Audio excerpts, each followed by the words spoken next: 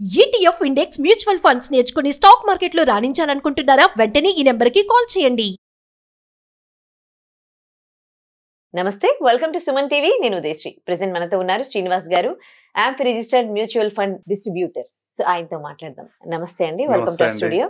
నమస్తే madam. Sir, చాలా investment పథకాలు చాలా ఉన్నాయి. ఇప్పుడు పిల్లలు చిన్నగా ఉన్నారనుకోండి, వాళ్ళకి సుకన్య సమృద్ధి యోజన అని, మ్యూచువల్ ఫండ్స్ అని. కానీ అలా ఉన్న వాళ్ళకి ఎందులో ఇన్వెస్ట్ చేస్తే బెటర్, ఏది బాగుంటుంది అనే దానికి సంబంధించి ఒక కన్ఫ్యూజన్ ఉంటుంది.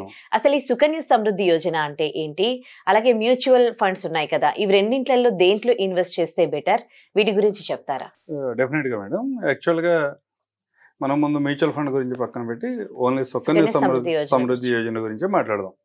ఎందుకంటే ఈ స్కీమ్ లో ఏదైతే సెంట్రల్ గవర్నమెంట్ ఒక ఉద్దేశంతో స్టార్ట్ చేసిందో దాంట్లో గ్యారెంటీడ్ రిటర్న్స్ వస్తాయి. అంటే దాంట్లో టర్మ్స్ అండ్ కండిషన్స్ ఉన్నాయి. 100% గ్యారెంటీడ్ అంటే కాదు, కానీ మనం కొంతవరకు గ్యారెంటీడ్ రిటర్న్స్ వస్తాయని ఎక్స్పెక్ట్ చేయొచ్చు. ఈ స్కీమ్ స్టార్ట్ చేసినప్పుడు, సుకన్య సమృద్ధి యోజన స్టార్ట్ చేసినప్పుడు దగ్గర 9.4% పర్ యానం ఇంట్రెస్ట్ రేట్ ఉండేది. అంటే మన ప్రొజెక్షన్స్ అన్ని కూడా 9.4% పర్ యానం 15 సంవత్సరాలు ఇన్వెస్ట్ చేసి ఇంకొక 6 సంవత్సరాలు వెయిట్ చేస్తే మనకి ఎంత రిటర్న్స్ వస్తాయో చెప్పేవాళ్ళు ఆ రోజుల్లో. కానీ ఇది రాను రాను మార్కెట్ లో ఇంట్రెస్ట్ రేట్లు తగ్గుదల వల్ల ఈ రోజున 8.2% దగ్గర ఉంది.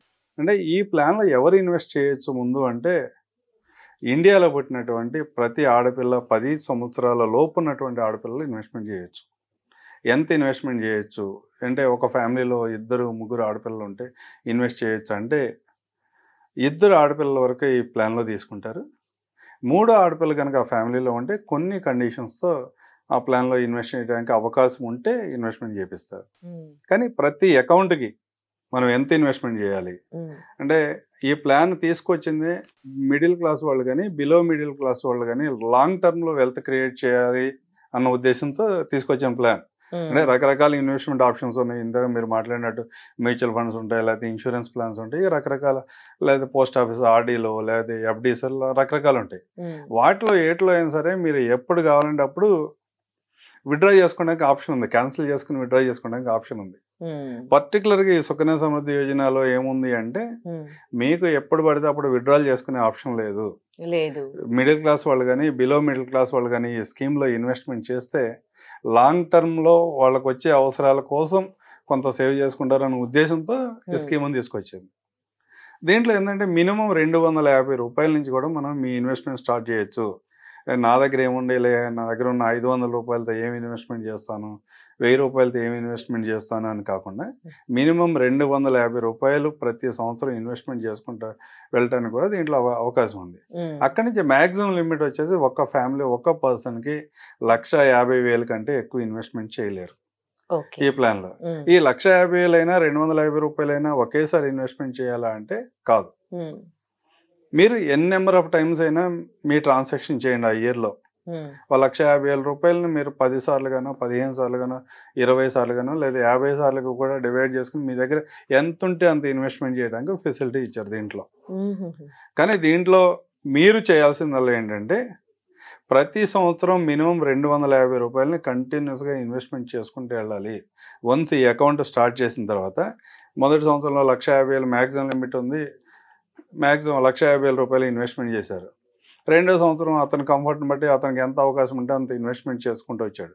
మధ్యలో ఏదైనా 2-3 సంవత్సరాలు అన్సర్టనిటీ ఉంటాయి. అన్సర్టనిటీ ఉన్న టైంలో మీరు పే చేయలేకపోయినా కానీ మినిమం 250 రూపాయలు దాంట్లో ఇన్వెస్ట్మెంట్ చేసి నెక్స్ట్ ఫ్యూచర్లో మళ్ళీ మీకు అవకాశం ఉన్నప్పుడు మీ దగ్గర ఎంత అవైలబిలిటీ ఉంటే అంత ఇన్వెస్ట్మెంట్ చేయొచ్చు. ఇలాంటి స్కీమ్ ఇది. మరి ఈ ప్లాన్ లో ఇప్పుడు లోన్ అవసరం ఉందనుకోండి, బేసిక్గా సుకన్య సమృద్ధి యోజన పాలసీ మొత్తం, స్కీమ్ మొత్తం 10 years చూసుకుంటే 21 సంవత్సరాలు మొత్తం 10 years ఉంటుంది. దీంట్లో సహజంగా ఈ ప్లాన్లో కండిషన్, బేసిక్ కండిషన్ ఏంటంటే 10 సంవత్సరాల లోపు ఉన్న ఆడపిల్లలకు మాత్రమే ఈ ప్లాన్ మనం ఇస్తాం. ఈ 15 సంవత్సరాలు పేమెంట్ చేయాలి. 15 సంవత్సరాలు పేమెంట్ చేసినాక ఒక 6 సంవత్సరాల తర్వాత మీరు వెయిట్ చేసిన తర్వాత విత్డ్రా చేసుకోవడానికి ఆప్షన్ ఉంది. చాలా మంది అడిగేది ఏంటంటే, పార్షియల్ విత్డ్రాల్ అవకాశం ఉంటుందా అంటే, సహజంగా ఒక 5 సంవత్సరాల పాపకి కనుక ఈ ప్లాన్ తీసుకుంటే అక్కడి నుంచి ఒక 21 సంవత్సరం ఉండాలంటే 26-27 సంవత్సరాలు వస్తాయి పిల్లలకి.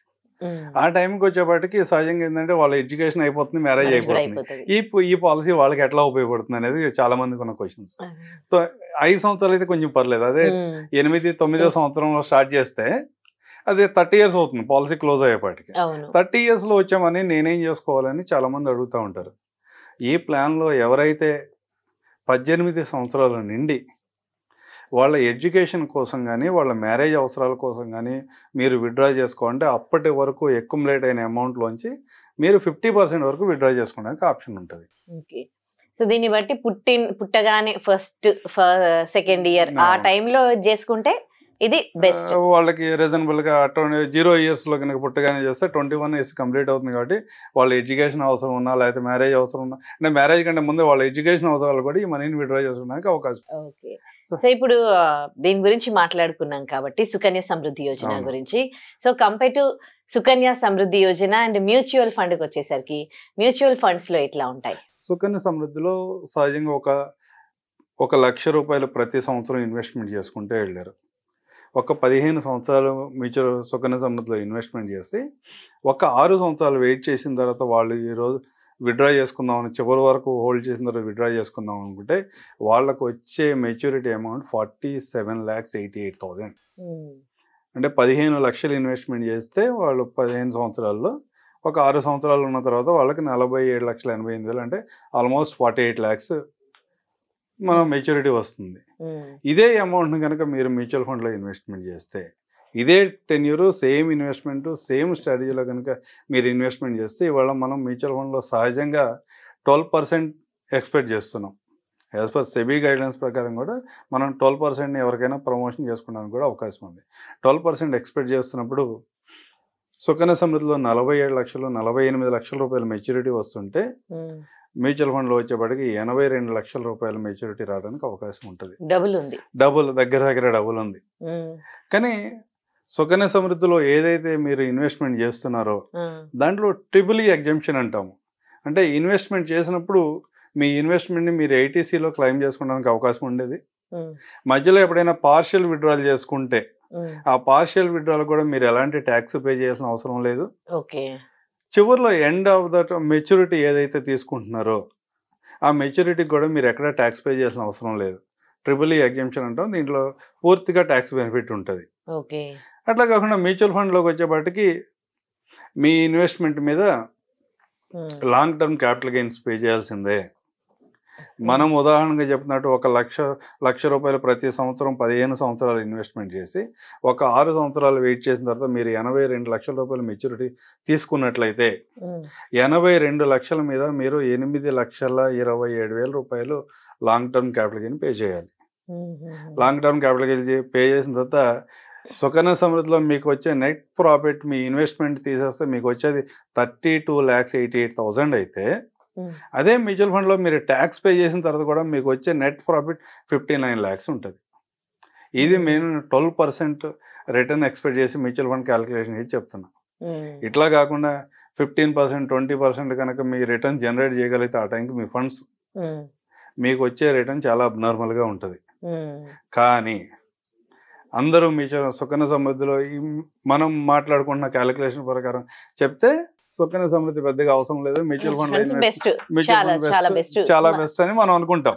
కానీ రిస్క్ పరంగా చూస్తే రిస్క్ కూడా పెద్దగా ఏముండదని చెప్తాం మేము. మ్యూచువల్ ఫండ్ డిస్ట్రిబ్యూటర్ గా లాంగ్ టర్మ్ లో మీరు 21 years 10 years లో లేదా 15 years 20 years 10 years లో మీకు రిస్క్ కూడా ఏముండదని చెప్తాం.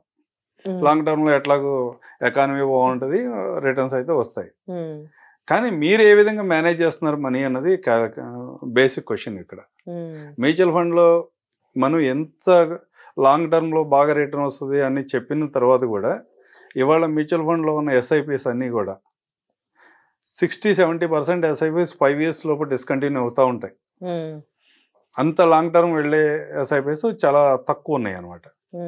అంటే మ్యూచువల్ ఫండ్లో దగ్గర మీకు 12% 15% రిటర్న్ వస్తుందని చెప్పిన ఎవరీ 2 years 3 years కొంత అక్యుములేట్ అయిన తర్వాత విత్డ్రా చేసుకుంటా ఉన్నాడు అనుకోండి, ఎండ్ టైంకి ఆ 21 years 22 years వచ్చేపాటికి మీ దగ్గర ఏమి కార్పస్ పెద్దగా జనరేట్ కాదు. అట్లా కాకుండా సుకన్య సమృద్ధిలో కనుక అదే ఇన్వెస్ట్మెంట్ చేశారనుకోండి, ఇలా 2 సంవత్సరాలకి 3 సంవత్సరాలకి తీసే అలవాటు ఉన్న వ్యక్తులు కూడా దాంట్లోంచి విత్డ్రా చేయలేరు. అన్లెస్ 18 years రీచ్ అయిన తర్వాత ఎడ్యుకేషన్, మ్యారేజ్ కోసం మాత్రం విత్డ్రా చేయగలుగుతారు, కానీ అదర్వైజ్ వేరే ఏ అవసరాలకి వాళ్ళు విత్డ్రా చేసుకునే అవకాశం లేదు. అందువల్ల మనం మనీని ఎలా మేనేజ్ చేస్తాం, మనం ఒక గోల్కి స్ట్రిక్ట్ అయ్యి ఆ గోల్ కోసమే ఇన్వెస్ట్మెంట్ చేసి నేను హోల్డ్ చేయగలుగుతాను అనుకున్న వాళ్ళకే మ్యూచువల్ ఫండ్ సూట్ అవుతుంది. కానీ చిన్న చిన్న అవసరాలు కూడా మనీ విత్డ్రా చేసుకుంటూ వెళ్తాను అనే కాన్సెప్ట్తో ఫైనాన్సెస్ని మేనేజ్ చేసే వాళ్ళు మాత్రం డెఫినెట్గా సుకన్య సమృద్ధిలో ఇన్వెస్ట్ చేయడమే మంచిది. అట్లా కాదు రీజన్ కొంచెం వయ్యా మీడియా వెళ్దాం అనుకున్నారు, మీరు ఇన్వెస్ట్మెంట్ చేసే అమౌంట్ని 50-50 చేసుకుని కొంత అమౌంట్ని సుకన్య సమృద్ధిలో ఇన్వెస్ట్ చేయండి, కొంత అమౌంట్ని మ్యూచువల్ ఫండ్లో ఇన్వెస్ట్ చేయండి. ఓవర్ ద పీరియడ్ మీకు ఒక మ్యూచువల్ ఫండ్లో 12% రిటర్న్ జనరేట్ చేస్తున్నవి, దీంట్లో వచ్చేప్పటికి 7.2, 7.4 రిటర్న్ జనరేట్ చేస్తున్నా ఓవర్ ద పీరియడ్ ఈ రెండు క్లబ్ అయితే మీకు 9 to 10% రిటర్న్ రావడానికి ఛాన్స్ ఉంటుంది. ఆ విధంగా మీ అవకాశం ఎలా ఉంది, మీ అవసరాలు ఏంటి, దాన్ని బట్టి ప్లాన్ చేసుకుని ఇన్వెస్ట్మెంట్ చేసుకుంటే బాగుంటుంది. ఇంకోటి ఏంటంటే సుకన్య సమృద్ధి యోజనలో 10 years లోపు పిల్లలకి, 10 years లోపు పిల్లలకి. మ్యూచువల్ ఫండ్స్ లో అట్లాంటివి, మ్యూచువల్ ఫండ్స్ లో ఎలాంటి ఏజ్ రిస్ట్రిక్షన్స్ ఏముండవు. 0 age నుంచి కూడా వాళ్ళకి బ్యాంక్ అకౌంట్, పాన్ కార్డు తీసుకుని 0 age నుంచి ఇన్వెస్ట్మెంట్ చేయించవచ్చు. 100 years ఉన్న వాళ్ళకి కూడా మనం investment చేయించవచ్చు. Thank you so much for the suggestions. Thank you, Andy.